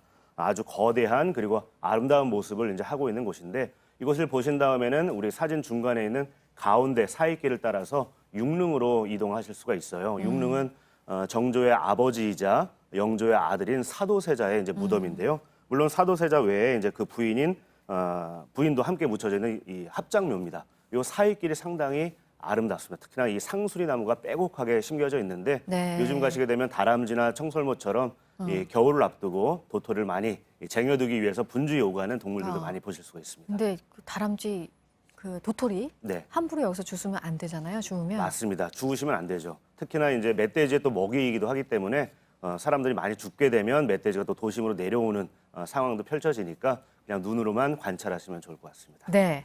그리고 이 윤건능의 근처에 용주사라는 사찰이 있는데 네. 이것도 좀 역사가 기재져 있는 곳이죠? 맞습니다. 이 정조가 아버지의 무덤인 이 건능, 이 육릉을 이제 같이 관리하기 위해서 만든 능침 사찰이기도 합니다. 네. 이것은 그렇다 보니까 특이하게도 들어가면 왕릉이나 이 궁궐이나 아니면 관아와 같은 모습을 볼 수 있는 그런 흔적이 있기도 하고요. 네. 또 지극한 효심을 가진 이에게 내렸던 홍살문이 이곳에도 놓여져 있습니다. 그리고 이렇게 사진처럼 시비도 하나 있는데요. 바로 시인 조지훈이 썼던 승무를 새겨둔 그런 시비입니다. 네. 1938년에 이곳에서 승무를 보고 이 시를 구상했다고 하는데 지금은 저렇게 시비도 세워져 있고요. 또 안에 있는 건물 중에 좀 상당히 인상적인 게 천보루라는 편액을 달고 있는 건물인데 들어갈 때는 천보루이지만 나갈 때는 홍제루라고 새겨져 있어요. 천보루는 이곳을 하늘이 잘 보존하는 곳이다라는 의미입니다. 즉, 이 사도세자에 대한 정조의 효심을 읽어낼 수 있는 대목이고요. 나갈 때는 홍제루라고 새겨져 있는데 홍제루는 백성을 널리 구제한다, 네. 세상을 구제한다라는 의미로서 왕의 어떤 직업적인 소명을 다시 한번 강조하는 의미로서 해석하셔도 좋을 것 같습니다. 네, 뭐 만든 이유가 있는 절이라서 그런지 좀 다른 느낌을 네. 엿볼 수 있는 그런 곳인 것 같습니다. 네. 그리고 경기도 고양에 있는 서삼릉에서는 이번 주말에 또 행사가 있어요. 네, 맞습니다. 희릉과 효릉, 예릉처럼 한성의 서쪽에 있다고 해서 이제 서삼릉이라 불리는 곳인데 네. 이곳은 다른 왕릉과 특이하게 이 태실이 잘 남아 있는 그런 왕릉입니다. 태실이란 건 뭐냐면 태를 보존한 이제 석실 있는 곳이라는 의미인데 태는 탯줄과 태반을 상징을 해요. 이 조선 시대에는 이 탯줄 혹은 태반, 즉 태를 상당히 중시 여겼습니다. 심지어 퇴해관에서 정리했던 이 태장경에 따르면은 귀인이 되고 못 되는 것은 바로 태에 달려 있다. 또 어질거나 어리석게 되거나 쇠망하거나 성하는 것도 모두 태에 의해 결정된다고 했을 정도로 어허. 태를 상당히 중시했는데요. 네. 보통은 일반에 공개를 하지 않지만 이번에 가을을 맞아서 특별하게 민간에 개방을 할 예정입니다. 또 네. 태를 안치하는 그런 행사도 한번 재현을 한다고 하고요. 이 외에도 인종과 또 인성왕과 묻혀 있는 효릉 또 연산군의 생모인 폐비 윤씨 무덤인 회면은 평소에 개방을 하지 않는데 이때도 특별히 개방할 예정입니다. 네. 네. 그리고 마지막으로 구리 건원릉 네. 태조 이성계 무덤입니다. 네. 그 능침 위에 억새가 자라고 있는 곳이어서 또 관심을 받고 있는 곳이잖아요. 맞습니다. 우리 말씀하신 능침이란 건 뭐냐면 왕릉 중에서도 그 주인공이 묻혀져 있는 봉분을 상징하는 게 이 능침이란 단어인데 이곳은 조선 왕릉 중에서 유일하게 잔디가 아니라 갈대가 심겨져 있어요. 그래서 멀리서 보면 마치 그 더벅머리 같이 삐쭉삐쭉 솟아있는 모습을 볼 수가 있는데 네네. 이 태조 이성계의 유언에 따라서 그의 고향인 함흥에서 지금 모습이 나오네요. 네, 일부러 이 갈대를 가져다가 심은 곳으로 알려져 있습니다. 역시 이 능침 같은 경우도 다른 왕릉 어딜 가도 개방이 안 되거든요. 멀리서 지켜볼 뿐인데 이번에는 특별하게 개방을 할 예정입니다. 신청은 문화재청에서 운영하는 조선왕릉 사이트에서 하실 수가 있는데 정원이 40명으로 제한돼 있어요. 그래서 예약하기 쉽지 않지만 이제 취소자가 나오면 추가 접수를 할 수 있기 때문에 기다려 보시는 것도 좋고요. 네. 만에 하나 신청을 못 하더라도 주변 동구릉 내 경릉에서 양묘장까지 또 이 길이 참 잘 돼 있으니까 한번 걸어보시기를 추천해 드립니다. 네, 가을의 조선 왕릉 살펴봤습니다. 권기봉 역사여행 작가였습니다. 잘 들었습니다. 네, 고맙습니다. 네, 독도가 대한민국 영토임을 천명하기 위해서 만든 날, 독도의 날이 바로 오늘입니다. 독도 모습 한번 보고 올까요? 사람은 가기 힘든 독도 곳곳의 모습을 드론으로 포착을 했습니다. 권근영 기자가 전해드립니다. 동도와 서도 그리고 89개의 바위섬. 흙은 좀처럼 찾아보기 힘든데 절벽에 이끼처럼 붙어 식물이 자라고 있습니다. 천연기념물 538호 독도 사철나무입니다. 위에서 내려다보면 섬 한편에 도너처럼 구멍이 뚫려 또 다른 절경을 선물합니다. 우리 영토의 동쪽 끝에 있는 화산섬. 독도는 섬 전체가 천연기념물입니다. 레이저 촬영 장비를 단 드론이 사람들이 도저히 갈 수 없는 독도의 곳곳을 살펴봤더니 나무로 가려진 섬의 생김새가 정확하게 드러납니다. 촬영하는데 걸린 시간은요 한 4시간 정도였습니다. 그런데 만약에 조사 인력을 통해서 기존의 방법대로 했다면 한 1년 정도 소요될. 육지에선 찾아보기 힘든 희귀 식물도 포착됐습니다. 지난해까지 독도엔 68가지 분류군의 식물이 자라고 있는 걸로 확인됐습니다. 독도는 사람의 영향을 거의 받지 않아 한국의 갈라파고스라 불러도 손색 없습니다. 깎아지른 절벽, 울퉁불퉁한 바위들은 오랜 세월 곡절 많은 역사를 견뎌내며 오롯이 독도를 지키고 있습니다. 독도는 지켜야 할 우리 영토인 동시에 보호해야 할 문화재라서 이곳을 찾는 사람들은 15분 정도만 머물 수밖에 없습니다. 지난해 독도를 찾은 관광객은 42만 명에 달하는데 배가 정박하기 어려워 이 중 절반 정도만 독도 땅을 밟을 수 있었습니다. JTBC 권근영입니다. 김보름이 어제 서울 태릉 국제 스케이트장에서 열린 스피드 스케이팅 선수권 대회 겸 대표 선발전 여자 3000m에서 우승했습니다. 김보름은 4분 22초 45를 기록해 2위와는 5초 이상의 차이를 냈습니다. 한편 김민서는 전날 500m 경기에 이어 1000m에서 1분 19초 88의 기록을 내며 2관왕을 차지했습니다. 이번 대회 결과로 월드컵 파견 선수가 정해집니다.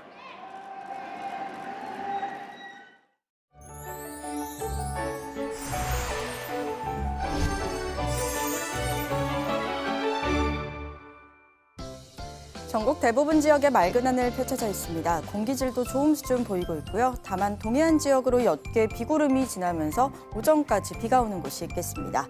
양은 5mm 미만으로 많지 않겠지만 초속 10m 안팎의 강한 바람이 불어오겠습니다. 오늘까지는 평년 기온 웃돌겠습니다. 한낮 기온 서울과 청주, 전주와 광주가 22도, 대구가 23도까지 오르면서 예년보다 포근하겠습니다. 북한은 낮부터 비가 오면서 대부분 20도를 넘지 못하겠습니다. 내일부터는 기온이 뚝 떨어집니다. 특히 내일 아침 내륙 곳곳 5도 안팎으로 예상되고요. 일요일 아침에는 대관령 등 일부 산간 지역에서 영하의 기온 보이는 곳도 있겠습니다. 다음 주 월요일과 화요일 중부 곳곳에는 비 소식이 있습니다. 기상정보였습니다. 아침엔 뉴스워치. 오늘 하루 관심을 가지고 지켜봐야 할, 기억해야 할 뉴스 끝으로 정리해드립니다. 조국 전 법무부 장관의 부인 정경심 동양대 교수가 구속된 이후 검찰의 수사는 조국 전 장관을 향하고 있습니다. 지난해 1월 정경심 교수가 WFM 주식 12만 주를 차명으로 매수했는데 당시 조국 전 장관의 계좌에서 5천만 원가량의 돈이 이체된 것으로 검찰은 파악하고 있습니다. 정경심 교수 측은 아직까지 별다른 입장을 밝히지 않고 있는 가운데 변호인단이 정 교수의 건강을 이유로 법원에 구속 적부심을 청구할 것이라는 얘기가 나오고 있습니다. 조국 전 장관 일가가 14억 원을 투자한 사모펀드 운용사의 실소유주로 지목된 오촌 조카 조범동 씨 재판 절차가 오늘부터 시작됩니다. 조 전 장관과 부인 정경심 교수에 대한 검찰 수사가 주식, 펀드 의혹으로 집중이 되고 있는 상황이라서 주목됩니다. 정부가 오늘 세계무역기구 WTO의 농업 분야 개발도상국 지위를 포기하는 입장을 최종적으로 밝힐 예정인 가운데 농민들은 강하게 반발하고 있습니다. 개도국 지위를 상실하게 되면 최대 513% 적용되던 수입쌀의 관세가 154%까지 떨어지는 등 수입 농산물 관세가 크게 줄어들게 됩니다. 이재용 삼성전자 부회장의 국정농단 사건 파기환송심 첫 재판이 오늘 열려서 이 부회장이 출석을 합니다. 앞서 대법원은 최순 씨에게 준 말 3마리 등을 뇌물로 인정하면서 형량이 늘어날 가능성이 커졌습니다. 오늘 전해드릴 소식은 여기까지입니다. 이상으로 JTBC 뉴스 아침엔 금요일 순서 모두 마치겠습니다. 건강한 주말 보내시기 바랍니다. 고맙습니다.